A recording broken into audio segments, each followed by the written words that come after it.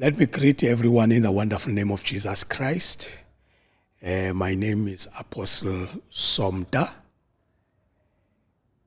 I want to greet every listener and viewer of this podcast, Nayful Podcast.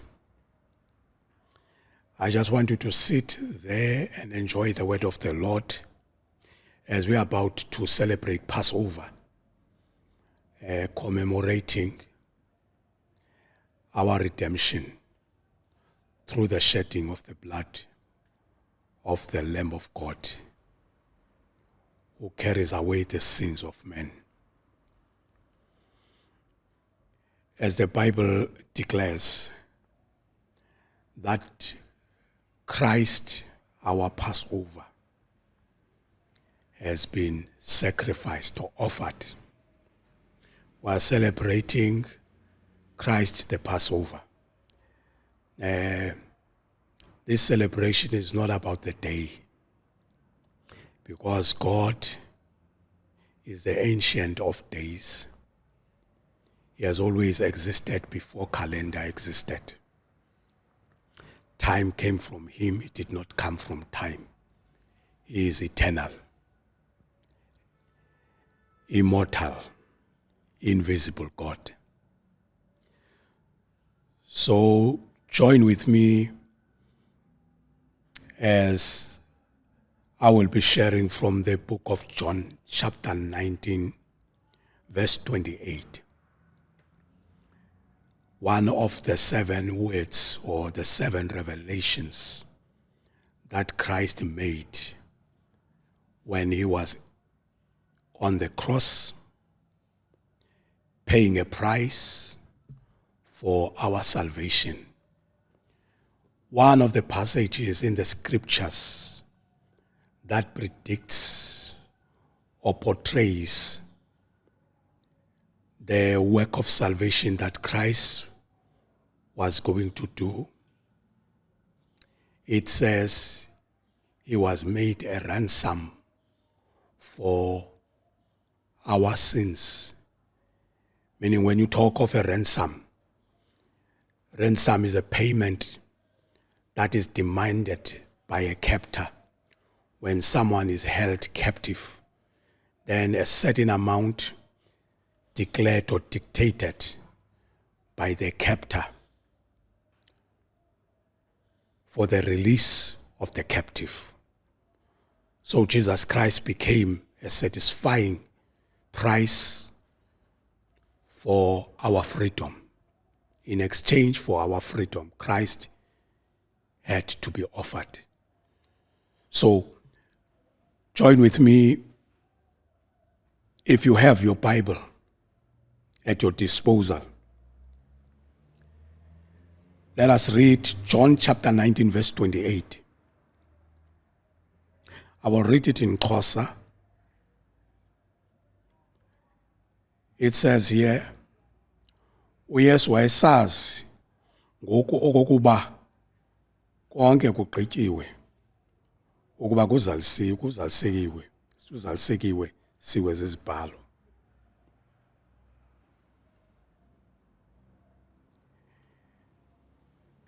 Verse 29.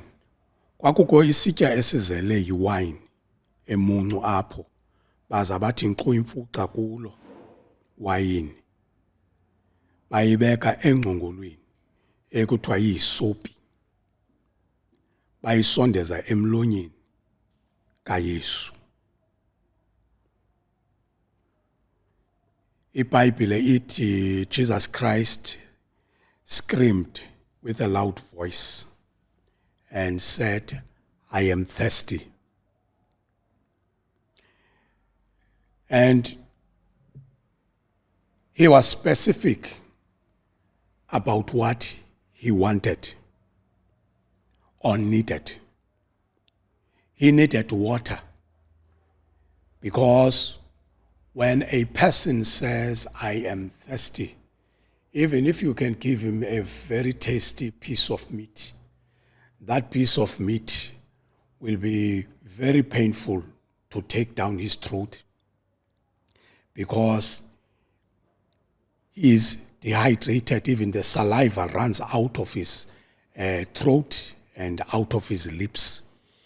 And the saliva in the mouth of the person is the one that causes taste buds to go to work. They are the ones that help us to taste and to digest food. So once you run out of water, one of the things that you suffer from, you cannot swallow rough stuff and you can hardly speak. And I want us to understand, at this point, Jesus Christ was severely beaten. He had been bleeding from his head, bleeding from his entire body from the floggings, because he was flogged almost to death. And they put a crown of thorns in his head. Long, tough thorns. Made a crown in order to mock him. And now after he had been bleeding, he is thirsty. And it's in the middle of the desert. And the scholars say, when they refer to the Middle East, they say at midday, the temperature can go over 100 and something degrees Celsius. They say you can put an egg in the sand and the egg would be fried up. That was the temperature at the time. So now you can imagine Jesus Christ is hanging on the cross. His feet are not grounded on the ground. He's sustained midway, closer to the sun, exposed to the sun with serious injuries in his body. And he's almost dehydrated. Blood circulation is kind of interrupted as well. So there is no proper oxygen going to his head. So the least he can do now is to ask for water. Though he did not mention that he was thirsty for water, it was obvious. When you are thirsty, for a thirsty person, the first thing you ask for is water. Others are just a luxury. So he was asking just for a cup of water, hoping that someone amongst the crowds would be moved and give him just a glass of water. It is amazing at times how it is with the human nature that we tend to enjoy watching other people in pain. If you remember in the book of Matthew 25, Jesus Christ says, he paints a picture of the end times whereby people will stand before him and before the Father in heaven. And others will demand that, can't you allow us to enter into your rest? Because we healed the sick, we performed so many miracles in your name.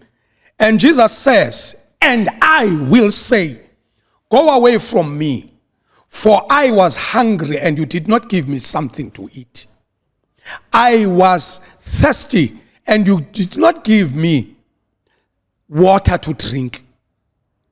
In other words, this was a test showing how much we needed the salvation that Jesus Christ was to bring to us through his death. The demonstration that was done by the people that were around the cross. When he was asking for water, They mocked him by bringing vinegar instead of water.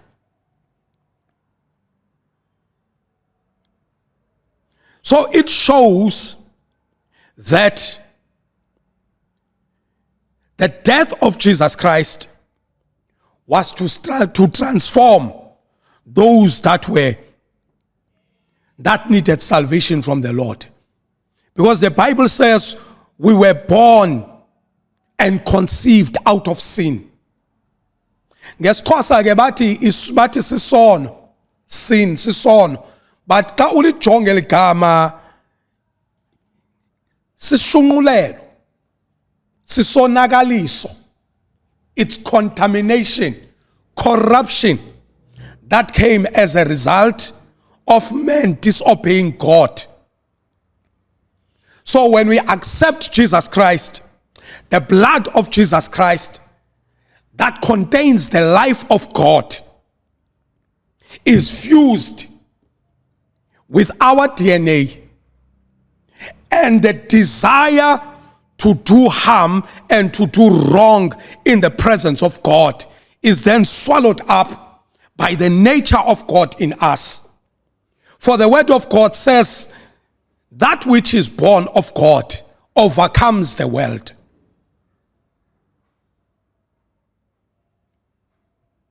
Jesus Christ was thirsty. And his thirst was not thirst for anything else. He wanted water. And it was an opportunity. Had they known that they were dealing with God and were dealing with the Son of God, they would have given him water. For the word of God says, he who gives a glass of water to a prophet will receive the prophet's reward. It was an opportunity, a window of opportunity for someone to jump to an opportunity presented before them. When he was in need, someone was supposed to have jumped to his rescue. But praise be to God. Had that happened, it means that Jesus Christ would not have died. The water possibly would have sustained him, and it would have tempered with the plan of God to save those that were lost. Jesus had to die, and is the only person on earth who predicted his death and was able to predict his death in so many ways and very clear and in so many details, making so many illustrations and scripture by scripture, starting from the patriarchs and the prophets. Everything was detailed by the Father, that he had to die, and his death was not the end. The death of Jesus Christ was the beginning of our redemption. He had to die in order to be resurrected. And upon his resurrection, our salvation would come. He says in John chapter 12, verse 24, unless a corn of wheat falls into the ground, it remains one corn. But once it falls into the ground and dies, it produces a harvest of corns. Hallelujah. So I want you to understand the death of Jesus Christ on the cross. The purpose was to bring many unto salvation. I understand where you are. Like Jesus Christ was thirsty. The Bible says, to a thirsty soul, even something that is bitter is sweet. The reason you are living the way you are living, the reason why you are doing things the way you are doing them, it is because you are thirsty. Your soul is thirsty. The reason you are in your mischievous ways, you live your life the way you live it, it is because Christ is not in your heart. You are a thirsty soul. But Jesus is here to satisfy your thirst by accepting him as your Lord and your Savior. The thirst that is in your soul, the thirst that is in your spirit will be quenched. Today I am here to offer and to introduce to you the Lamb of God who carries away the sins of man. When Christ was thirsty on the cross, it is the type, his physical thirst was a type of the thirst that God has for so many souls to be saved. Jesus says, the hunger that I have is to do the will of him who has sent me. So the thirst that Jesus Christ has is to do the will of him who has sent him. And the Bible says it is the will of God for all men to be saved and come to the knowledge of God. God wants you to know him. God wants you to have a relationship with him. Jesus Christ didn't die for the sake of dying. Jesus Christ did not die because he was a sinner. But the word of God says he who knew no sin was made into sin for our salvation. Pray with me right now. I understand that you are thirsty and there's a gap in your heart and in your spirit that cannot be filled by anybody else. But through accepting Jesus Christ as your Lord and Savior, I believe your thirst as well can be quenched. Praise God for the death of Jesus Christ. Had he not died, you would not get this opportunity. Close your eyes with me as we pray. Father in heaven, in the name of Jesus Christ of Nazareth, I want to thank you, Father, for the opportunity that you gave to all of us, that we should know you through Jesus Christ. Your word declares, no one comes to the Father except through Jesus Christ. We thank you, Father, we can now have a relationship with you through the shedding blood of Jesus Christ. Say this word after me. Father in heaven, I come to you. I believe I am a sinner who cannot save himself. But I come to you now through the blood of Jesus Christ that was shed. I accept you to be my God. And I accept Jesus as my mediator. And I believe that he died on the cross. You sacrificed and offered him for my salvation. And I confess with my mouth that he is Lord and the King of Kings. By so doing, I am born of God. I'm a new creation. All things are passed away and the new has come. Thank you, Father, for your salvation. Thank you, Jesus, for washing me with your precious blood. I am born again. I'm an heir of God. I'm an heir of salvation. Eternal life is my birthright through the redemptive blood of Jesus Christ. Thank you, Father. Thank you, Lord. Thank you, King of Kings. Amen. God bless you.